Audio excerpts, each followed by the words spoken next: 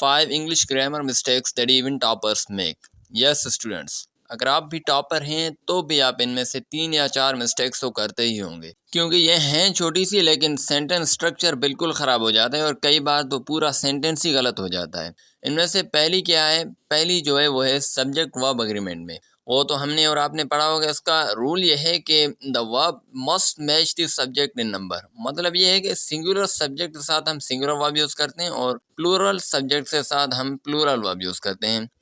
ये तो हो गया। But why students are get confuse. Students confuse कहाँ पर होते हैं, परेशान कहाँ पर होते हैं, वो गलती कहाँ पर करते हैं। मैं जैसे ये सेंटेंस है, the list of items are on the desk, इसमें गलती कहाँ पर है। इसमें जो है इसमें हमने पहले देखना है कि इस सेंटेंस में सब्जेक्ट कौन है, द लिस्ट है या आइटम्स है। The list of items are on the desk. ये देखिए द सब्जेक्ट जो यहाँ पर सब्जेक्ट वो है, द लिस्ट है। अगर हम ऑफ आइटम्स को हटा दें तो ये पढ़ने में आएगा the list are on the desk, जो कि ऑब्वियसली गलत होगा।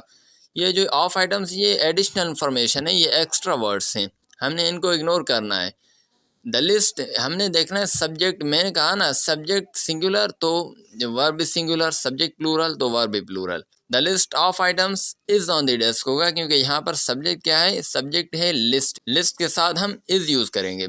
और दूसरा the bouquet of roses smell nice. Bouquet कहते हैं गुलदस्ते को, bouquet of roses smell nice. इसमें सब्जेक्ट क्या है, सब्जेक्ट है बुकेट। बुकेट सिंगुलर सब्जेक्ट है तो इसके साथ वर्ब भी हम सिंगुलर यूज़ करेंगे, लेकिन यहाँ पर हमने क्या यूज़ किया हुआ है, प्लूरल, जो कि सेंटेंस गलत है।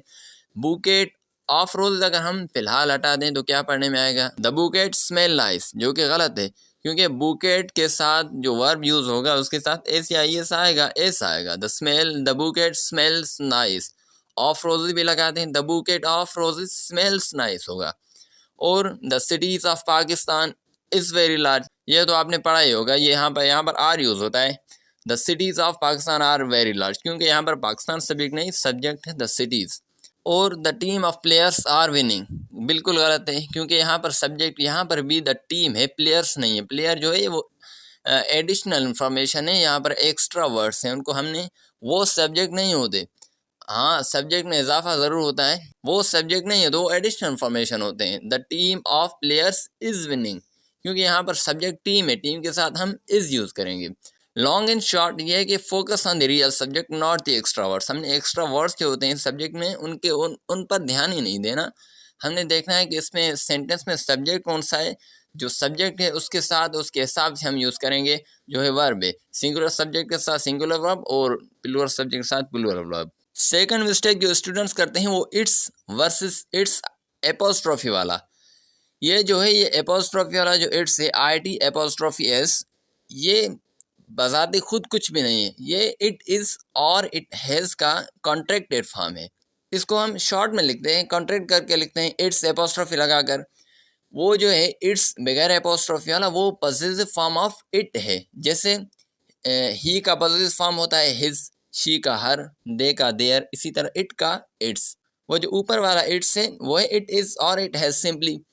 But why students are get confuse, because we usually add apostrophe S to show position. जैसे हम किसी भी नेम से एपोस्ट्रॉफी लगा कर एस यूज़ करते हैं उसकी पोजीशन शो करने के लिए। जैसे दिस इज़ यासिर्स कार, यासिर के बाद एपोस्ट्रॉफी एस लगा दी तो उसकी हमने पोजीशन शो की। इसी तरह स्टूडेंट समझते हैं इट्स के साथ जो है ये एपोस्ट्रॉफी एस यूज़ किए तो हमने ये इट की पोजीशन शो की है, लेकिन पॉसेसिव केस का पहले से ही मौजूद है बगैर एपोस्ट्रॉफी के।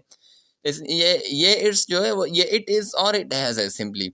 तो स्टूडेंट्स गलती यहाँ पर करते हैं। जैसे ये सेंटेंस है एक, the cat chased it's tail, apostrophe लगी हुई है, तो ये सेंटेंस क्या है, गलत है। क्यों यहाँ पर अगर हम इट्स को एक्सपेंड करके लिख दें, the cat chased it is tail, तो क्या ये सही होगा? बिल्कुल, आप खुद कहेंगे कि ये बिल्कुल गलत होगा, क्योंकि the cat chased it is tail ये तो कोई बात बनती नहीं है। तो यहाँ पर सही इस तरह होगा कि the cat chased it's tail बगैर एपोस्ट्रॉफी वाला। यहाँ पर दो सेंटेंसेस हैं, the company changed it's logo apostrophe वाला और the company changed it's logo बगैर एपोस्ट्रॉफी वाला। तो यहाँ पर कौन सा वाला सही है? ये जो है the company changed it's logo apostrophe वाला, इसको हम अगर एक्सपेंड करके लिखें the company change it is logo, तो क्या ये सही होगा? हमने देखना ये है कि एपोस्ट्रोफी वाले को अगर हम एक्सपेंड करके लिखते हैं तो क्या कॉन्सेप्ट बनता है? बनता है तो ठीक है, नहीं बनता तो वो सेंटेंस गलत है।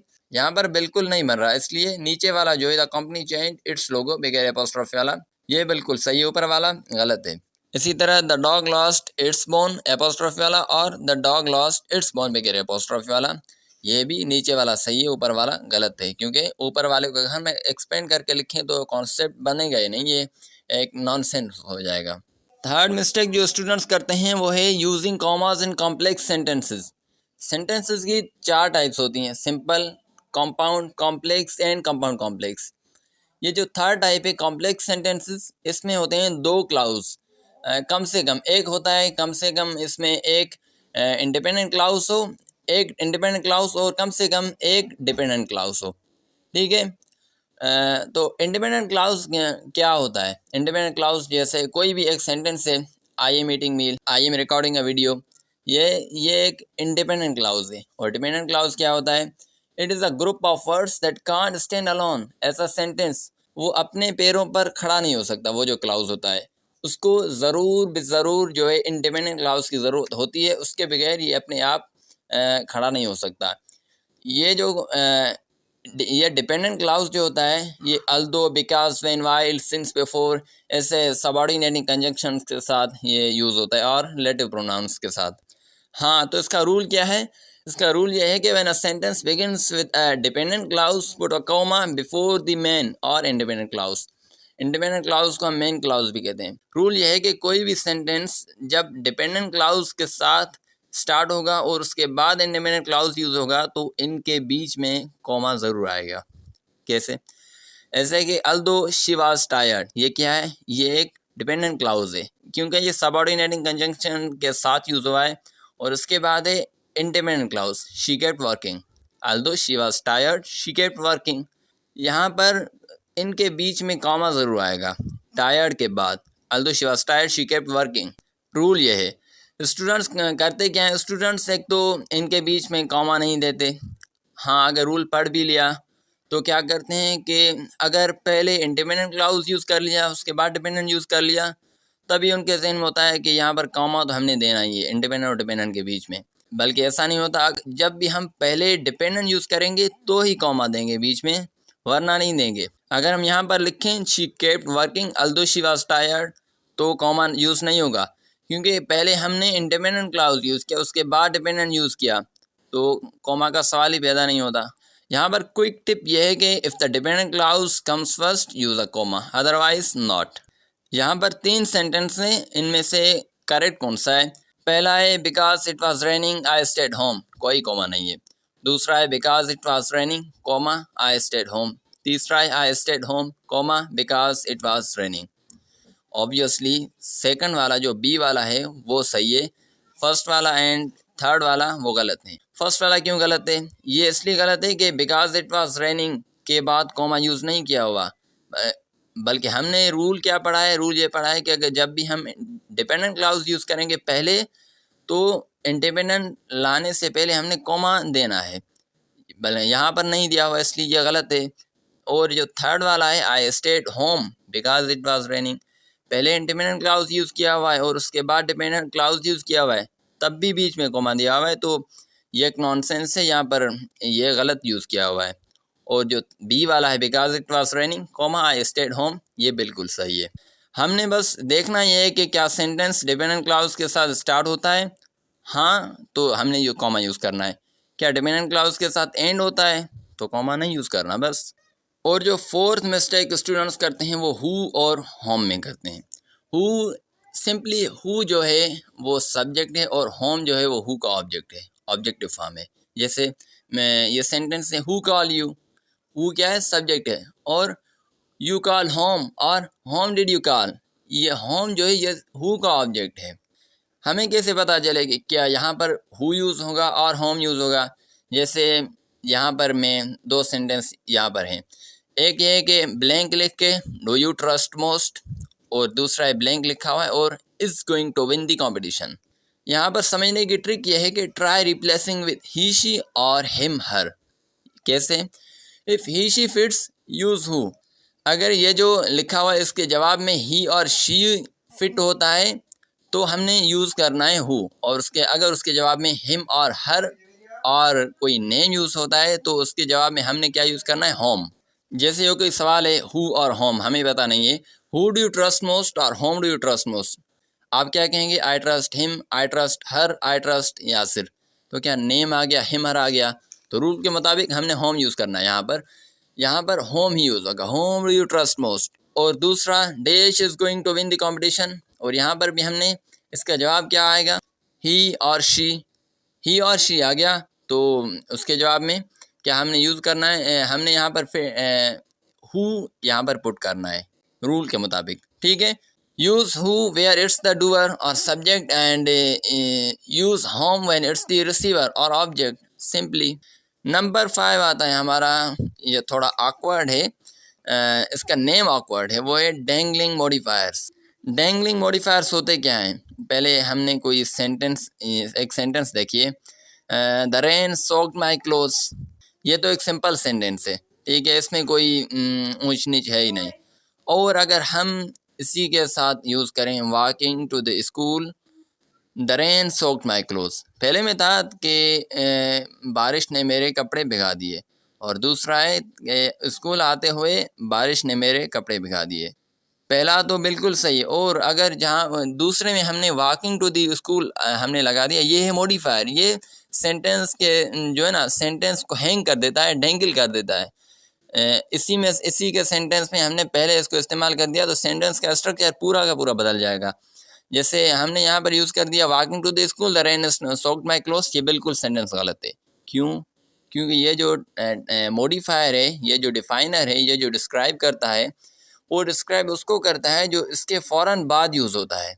Walking to the school, the rain इसके बाद फ़ौरन बाद इसके क्या यूज़ हुआ, द रेन, तो ये मॉडिफायर द रेन को कर रहा है। इसका मतलब ये हुआ कि स्कूल रेन जा रहा था, बारिश स्कूल जा रही थी और जाते जाते मेरे कपड़े भिगा दिए, ये एक नॉनसेंस बात है। इसकी करेक्शन कैसे होगी, इसकी करेक्शन इस तरह होगी कि walking to school I got soaked by the rain. एक और सेंटेंस देखिए, walking on the road Yasir slapped Tahir who was standing on the footpath. अब हम सोचेंगे कि रोड पर वॉक कौन कर रहा था और फुटपाथ पर खड़ा कौन था, यासिर और ताहिर। वही रूल डैंगलिंग मॉडिफायर वाला जो हमने ऊपर पढ़ा, वही के जो डैंगलिंग मॉडिफायर, यहाँ पर पहले हमने पहचाना है कि डैंगलिंग मॉडिफायर है कौन, हैंगिंग मॉडिफायर, बहुत सारे नाम होते हैं, वो है वॉकिंग ऑन द रोड, क्योंकि डिस्क्राइब ये करा है, स्ट्रक्चर सेंटेंस का यही बदलता है, वॉकिंग ऑन द रोड। ये जो डैंगलिंग मॉडिफायर के बाद फ़ौरन बाद जो नाउन प्रोनाउन यूज़ होगा वो मॉडिफायर उसी को करेगा, उसी को डिस्क्राइब करता है। Walking on the road Yasir, मतलब ये जो है यासिर रोड पर वॉक कर रहा था। Yasir slapped Tahir who was standing on the footpath, मतलब फुटपाथ पर ताहिर खड़ा था, यासिर रोड पर वॉक करता हुआ उसको स्लिप कर गया।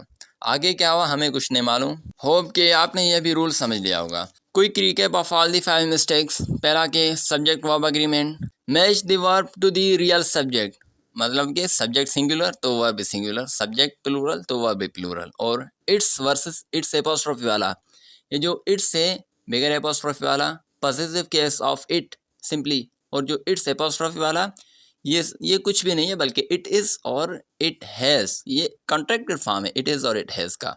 और कॉमास इन कॉम्प्लेक्स सेंटेंसेस, ये भी सिंपल के use comma if dependent clause is first, dependent clause first में यूज़ किया हुआ है तो उसके बाद हमने कॉमा यूज़ करना है। अगर डिपेंडेंट क्लाउज बाद में यूज़ किया हुआ है और मेन क्लाउज पहले किया हुआ है तो हमने कोई कॉमा शुमार नहीं यूज़ करना। Fourth one, who versus home, simply who जो है सब्जेक्ट है और होम ऑब्जेक्ट है, बहुत सिंपल है ये तो। और फिफ्थ वन है डैंगलिंग मॉडिफायर, ये भी बहुत आसान है कि make sure the thing being described is right after the modifier. Modifier के फौरन बाद जो नाउन और प्रोनाउन आएगा, कोई भी चीज़ आएगी तो मॉडिफायर उसी को मॉडिफाई करेगा, ठीक है, बहुत सिंपल है।